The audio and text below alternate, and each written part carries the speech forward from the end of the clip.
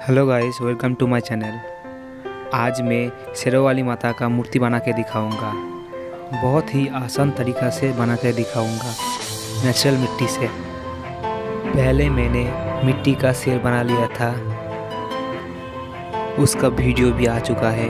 मैं उसका link description box में दे दूंगा, एक बार ज़रूर विज़िट कर लेना। शेर बनाने का तरीका जो पिछले वीडियो में दिखाया हूँ। उसके बाद शेर के ऊपर शेरावाली माता का मूर्ति बना रहा हूँ। देखिए स्टेप बाय स्टेप कैसे मैं बहुत ही आसान तरीक़ा से बना कर दिखाऊंगा।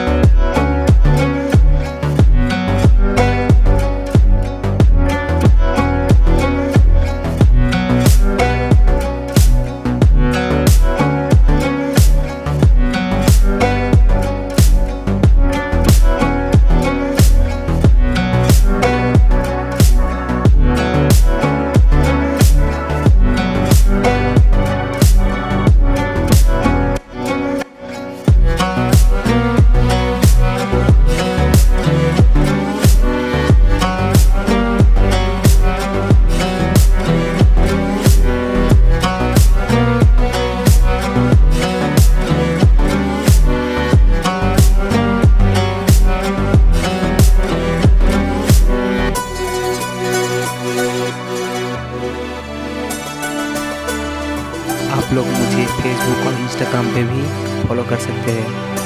मैं उसका लिंक डिस्क्रिप्शन बॉक्स में दे दूँगा।